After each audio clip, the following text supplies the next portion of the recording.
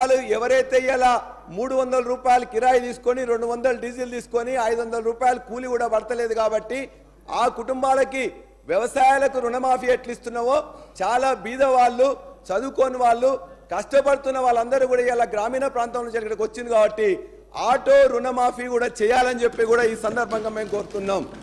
మూడో అంశం ఇవాళ ఖచ్చితంగా వాళ్ళు తినడానికి కూడా తిండి దొరకట్లేదు కాబట్టి మీరు చెప్పే 12,000 రూపాయల సంవత్సరానికి ఎక్కడా సరిపోదు కాబట్టి నెలకు 10,000 రూపాయలు ఇచ్చినట్లయితే 6.5 లక్షల కుటుంబాలు బాగైతే అని చెప్పేసి ఇది మూడో డిమాండ్గా మీ ద్వారా ఇవాళ ప్రభుత్వానికి పెడతా ఉన్నాం। అధ్యక్ష ఎందుకు మీ ప్రచారం ఎంతుందో చెప్పాను 20 లక్షల రూపాయలు 20 కోట్ల రూపాయలు చేసిండ్రు 60 కోట్ల ప్రచారం చేసుకున్నారని 15 కోట్ల మంది చేసిన దాన్ని ఆహ్వానిస్తున్నాం। బస్సులు పెంచండి వాళ్ళందరికీ మరింత సౌకర్యవంతంగా ఉండేటట్టు చూడమని చెప్పి కూడా కోరుతున్నాం। అధ్యక్ష అంతేకాదు ఈ 6 గ్యారంటీలది 13 అంశాలది ఖచ్చితంగా తొందరగా 100 రోజుల్లో ఏదైతే చేస్తారో అది ఇందులో ప్రస్తావిస్తే బాగుండేది అని చెప్పేసి అనుకుంటున్న గవర్నర్ దానిలో ప్రస్తావించినట్టయితే బాగుండు। ఇవాళ ఈ రాష్ట్రంలో 55 నుండి 60% గ్రామీణ ప్రజలు మొత్తం కూడా వ్యవసాయం మీద ఆధారపడి ఉంటారు, వ్యవసాయ ఆధారిత సంబంధిత పరిశ్రమల మీద ఆధారపడి ఉంటారు। వాటి గురించి ఒక చిన్న పారా మెన్షన్ చేసిండ్రు గవర్నర్ ప్రసంగంలో, ఏమి ఎక్కువ మెన్షన్ చేయలేదు అధ్యక్ష। ఇవాళ దాని గురించి మెన్షన్ చేయని దాని గారి గురించి వారి యొక్క సభ్యులు కూడా మాట్లాడుతూ ఇక్కడ ఏమి జరగలేదని 10 సంవత్సరాల్లో అధ్యక్ష 10 సంవత్సరంలో 2012లో 2014లో సాగు విస్తీర్ణం ఎంతున్నది, సాగు ఉత్పత్తి ఎంతైంది, ఉత్పాదకత ఎంతైంది ఇవాళ రికార్డ్స్ మొత్తం కూడా తీసుకోండి అధ్యక్ష। నీతి ఆయోగ్ రమేష్ చంద్ గారు మొన్ననే ప్రవేశపెట్టిన దాంట్లో భారతదేశంలో తెలంగాణ నుంచి 10 సంవత్సరాల అధ్యక్ష తెలంగాణ నుంచి రమేష్ చంద్ గారు నీతి ఆయోగ్ సభ్యులు వాళ్ళు ప్రవేశపెట్టిన దాన్ని వారే చెప్పారు। ఇవాళ సిక్కిం తర్వాత భారతదేశంలో ఇవాళ వ్యవసాయ రంగం నుంచి ఆర్థిక రంగానికి అత్యధిక ఎక్కువగా వస్తున్నది ఒక తెలంగాణ రాష్ట్రంలో మాత్రమే అని చెప్పారు। ఆ సిక్కిం కూడా ఎంత అధ్యక్ష 6 లక్షల జనాభా సిక్కింది అంటే ఇవాళ నెంబర్ 1 భారతదేశంలో ఖచ్చితంగా వ్యవసాయ ఉత్పత్తులు కానీ వ్యవసాయం ద్వారా ఇవాళ వచ్చేది కూడా ఖచ్చితంగా ఇవాళ తెలంగాణ నుంచి మాత్రమే వచ్చిందన్నది ఎట్లా వచ్చింది అధ్యక్ష? ఇదంతా కూడా తెలంగాణలో విస్తీర్ణం సాగు విస్తీర్ణం పెరిగింది 2014 నాటికి ఆనాడు ఉన్న పరిస్థితి ఏంటి అధ్యక్ష? ఆనాడు ఆత్మహత్యలే మొత్తం కూడా 2014లో 1340 ఆత్మహత్యలు ఉంటే 2014 తర్వాత 1400 నుంచి 137కి నేషనల్ క్రైమ్ రికార్డ్స్ బ్యూరో ప్రకారం 137 ఆత్మహత్యలకే 2022లో జరిగినది వచ్చినాయి। ఈ ఆత్మహత్యలు కూడా రైతులు ఆత్మహత్య చేసుకొని రైతు మీద లేకపోతే ఇవన్నీ వ్యవసాయ సంబంధించిన దాని నుంచి ఎక్కడ కూడా రాసి పెట్టలేదు అధ్యక్ష। కానీ కాంగ్రెస్ ప్రభుత్వం గతంలో ఊదరగొట్టి ఆత్మహత్యలు పెరుగుతున్నాయి 6,000 అయినాయి మొత్తం 10 సంవత్సరాలు అని చెప్పింది అధ్యక్ష। ఇవాళ పక్కనున్న కర్ణాటకలో ఎంత అవుతున్నాయి, మహారాష్ట్రలో ఎంత అవుతున్నాయి అంటే ఒక దగ్గర 4,000 ఇంకో దగ్గర 2,500 అధ్యక్ష। కానీ ఇక్కడ మొత్తం మేము చేసిన కార్యక్రమాల వల్ల సాగునీరు ఇవ్వడం వల్ల అదేవిధంగా మొత్తం కూడా చెరువులు బాగు చేసుకోవడం వల్ల 24 గంటల కరెంటులు వ్యవసాయానికి ఇవ్వడం వల్ల యూరియా కానీ మిగతా ఎరువులన్నీ కూడా సకాలంలో ఇవ్వడం వల్ల 24 లక్షల మెట్రిక్ టన్నులు ఆనాడు వరి తీసుకుంటే 1,41,41 మెట్రిక్ టన్నులు 21-22లో ఇదే ఎఫ్సిఐ కొన్నది అధ్యక్ష। అదే కాదు ఇవాళ మొత్తం కూడా వెస్ట్ బెంగాల్ కానీ పంజాబ్ కానీ లేకపోతే ఇతర వరి పండించే రాష్ట్రాలన్నీ మొత్తం ఎన్నికదని భారతదేశంలో 2014లో ఎక్కడో 14-15 స్థానంలో ఉంటే ఇవాళ వరి ఉత్పత్తిలో మొత్తం కూడా ఉత్పత్తి కానీ ఉత్పాదకత కానీ వరి విస్తీర్ణంలో ఇవాళ నెంబర్ 1గా తెలంగాణ తీర్చిచ్చింది గత ప్రభుత్వం। ఇది మొత్తం కూడా మీ ప్రభుత్వమే రికార్డులు చూసుకోండి అధ్యక్ష। ఇటువంటి ఇందులో మెన్షన్ చేస్తే బాగుండేది, మీరు చెప్పారు దాన్ని అందరూ కూడా ఇంకా బాగా చేస్తామని చెప్పేసి మీ అంత ముఖ్యమంత్రి గారు కూడా ఆనాడు చెప్పారు మీరు 3వ తారీఖు ఎన్నికలో మీరు ఖచ్చితంగా వేసినట్లయితే 4వ తారీఖే రైతు బంధు కాదు రైతు భరోసా 15,000 రూపాయలు వేస్తామని చెప్పారు। మేము వీడియోస్ మీకే చూపిస్తాం అధ్యక్ష। అంతేకాదు రుణమాఫీ కూడా మీరే చెప్పారు అధ్యక్ష 2 లక్షలు ఒకటేసారి ఇస్తామని చెప్పారు, 2 లక్షలు ఒకటేసారి ఇస్తామని చెప్పారు। చెప్పడమే కాదు అధ్యక్ష ఒకవేళ ఎవరైనా 1 లక్ష రుణమాఫీ తీసుకున్నట్లయితే మరలా మీరు తీసుకోండి 9వ తారీఖు 2 లక్షల రుణమాఫీ నేనే ఇస్తామన్నాడు। దయచేసి ఇవ్వండి, రైతులందరూ కూడా ఎదురు చూస్తున్నారు। అంతేకాదు మొన్న మీరు చెప్పారు మీరు వరంగల్ డిక్లరేషన్ అని మొట్టమొదటి కాంగ్రెస్ మీటింగ్ జరిగింది, ఆ కాంగ్రెస్ మొట్టమొదటి డిక్లరేషన్లో మీరు ఇదే రైతు భరోసా చెప్పారు, రైతు రుణమాఫీ గురించి చెప్పారు। అంతేకాకుండా కౌలు రైతులను కూడా మొత్తం గుర్తించి రైతులకు అదనంగా కౌలు రైతులను గుర్తిస్తామన్నారు। ఆ కౌలు రైతుల విధి విధానాలు ఏమైనా నిర్ణయించిండ్రా? అటువంటిది ఇవాళ ప్రసంగంలో పెట్టున్నట్లయితే బాగుండేది. దాని గురించి ఎక్కడ కూడా ప్రస్తావించలేదు. అదేవిధంగా మీరు చెప్పారు 500 బోనస్ ఖచ్చితంగా వరికి ఇస్తామని చెప్పారు. మొన్ననే అయిపోయింది వానాకాలం, ఇవ్వలే. ఈసారైనా యాసంగిలో ఇస్తారా మళ్ళీ, లేకపోతే మోసంగి చేస్తారా అని చెప్పి కూడా మీకు వదిలిపెడుతున్నాం. ఖచ్చితంగా ఇవాళ రైతులందరూ కూడా ఎదురు చేస్తున్నారు. వ్యవసాయాన్ని ఖచ్చితంగా ఆనాటి పాలకులు దండగా చేస్తుంది, కానీ ఇవాళ దరిదాపుగా నెంబర్ 1 వరిలో ఇవాళ తెలంగాణ ఉన్నది. నెంబర్ 1 మిర్చి పండించడంలో ఆనాడు గుంటూరు ఉండే, ఇవాళ మొత్తం కూడా ఖమ్మం వచ్చింది. ఇవాళ పత్తిలో నెంబర్ 3గా ఉన్నది. అదేవిధంగా ఉన్నదాకా ఎవరెవరు అవినీతి చేసి ఏంది అన్నీ వస్తాయి అధ్యక్ష. మేము చెప్పేదాన్ని మేము మాట్లాడుకుంటే ఉన్నది, అన్నీ ఉన్నాయి. అదేవిధంగా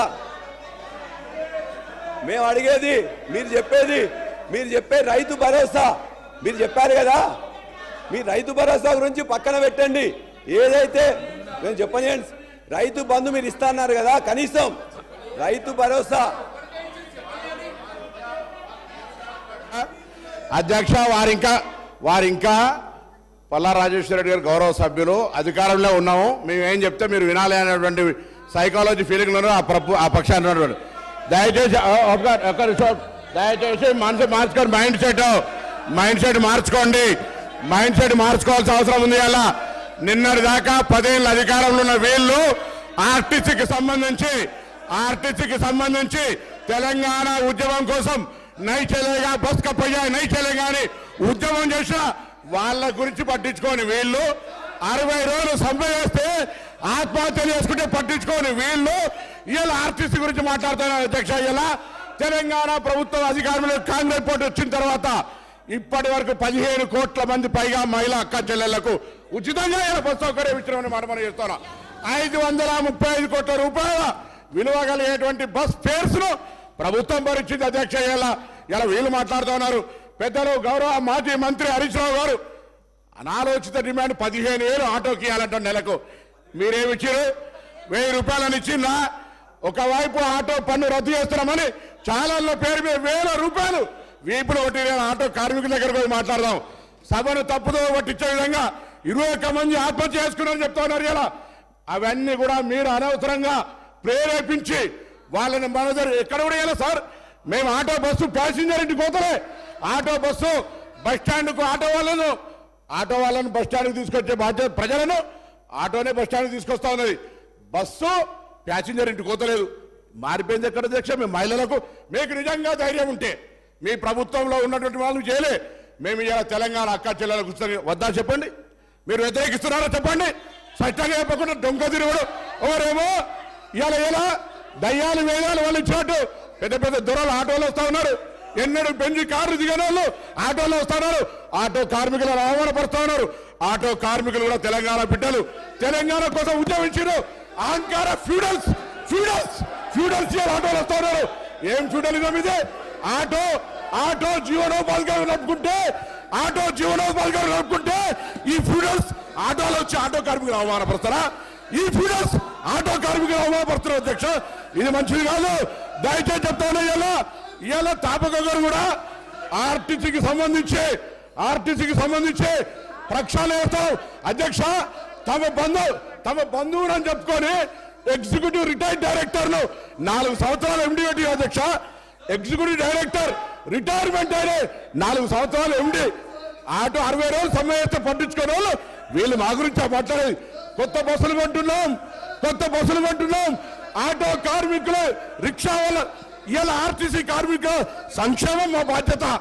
ఆర్టీసీ కార్మికులకు 2013లో ఉన్న బాండ్స్ ఇలా మా ప్రభుత్వం ఆలోచన చేస్తుంది. అధ్యక్ష, అందుకే దయచేసి సభను తప్పుదో పట్టించే విధంగా, ఆటో కార్మికులు రెచ్చగొట్టే విధంగా మాట్లాడే మాటలు ఆలోచించని గౌరవ సభాపతి దృష్టి కోరుతా ఉన్నాను.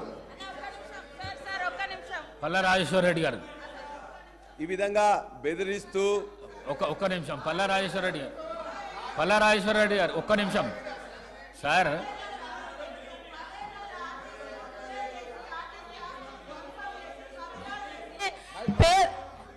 పదేళ్ల టీఆర్ఎస్ ప్రభుత్వంలో ఆర్టీసీ ఆస్తులను ధ్వంసం చేసి, కుదేలు చేసి, కబ్జాలు చేసి ఆర్టీసీ ఉద్యోగులు ఆత్మహత్య కారణమైన వీళ్ళు ఇవాళ ఆర్టీసీ గురించి మాట్లాడుతున్నారు. అదే కాకుండా పేదవాళ్ళు ఎక్కేది ఆర్టీసీ బస్సులు. అలాంటి బస్సుల రేట్లు పెంచి ఇవాళ ఆడవాళ్ళు బస్సులలో వస్తే తట్టుకోలేకపోతున్నారు. నేను ఒకటే సూటిగా అడుగుతున్నా, ఆర్టీసీ ఫ్రీ బస్ పెట్టొద్దా? ఇవాళ మీరు వ్యవసాయం చేయనటువంటి బీడు భూములకు, లక్షాధికారులకు, కోట్లాది రూపాయల నోళ్లకు వ్యవసాయం పేరుతోటి రైతు బంధు కట్టబెడితే ఏ పేదోళ్ళైనా రోడ్ల మీదకి వచ్చి మీ ఇళ్ళ ముంగర ధర్నా చేసిర్రా? ఈ రోజు ఆటోలను ముందు పెట్టి మీ అధికారం రావాలని ఎప్పుడు మీరు సెంటిమెంట్లను వాడుకొని ఒకరిని ముందు పెడతారు, ఆ తర్వాత మీరు వెనక నుంచి వస్తారు. ఇది మీ నైజం. గతంలో కూడా అగ్గిపుల్లలు దొరకక డ్రామాలు చేస్తే పాపం వేరే పిల్లలు ఆత్మహత్య చేసుకున్నారు. అంటే చేయకూడదా అంటారు. మరి మీరు లక్షల రూపాయలు, కోట్ల రూపాయలు ప్రజల మీద, అందరి మీద పన్నులేసి ఆ వచ్చిన ధనము రైతు బంధుల పేరుతోటి ఏ పేద మహిళకు, ఏ పేదోళ్లకు రూపాయి దక్కలేదు. కానీ మీరు మాత్రము లక్షలు ఎత్తుకున్నప్పుడు ఏ పేదోళ్ళన్న రోడ్ల మీదకి వచ్చి మాకెందుకు ఇవ్వలేదని అడిగించేటట్టుగా మేమన్నా రెచ్చగొట్టినామా? ఇవాళ అక్క చెల్లెళ్ళు అడుగుతున్నారు, నెలకు 5-6 వేలు మాకు మిగులుతున్నాయి ఆర్టీసీ బస్ తోటి. అంటే వీళ్ళు ఎందుకు తట్టుకోలేకపోతున్నారో నేను అడుగుతున్నా. మరి ఎక్కడ ఏం దొరకనట్టుగా అదే మాట్లాడుతున్నారు. మొత్తం వీళ్ళు అన్ని తీసేయండి. కాబట్టి ఆర్టీసీ బస్సులలో మహిళలు ప్రయాణం చేస్తే మీకేం ప్రాబ్లం అది చెప్పండి. పల్లా రాజేశ్వర రెడ్డి గారు ఏం అధ్యక్ష ఇది?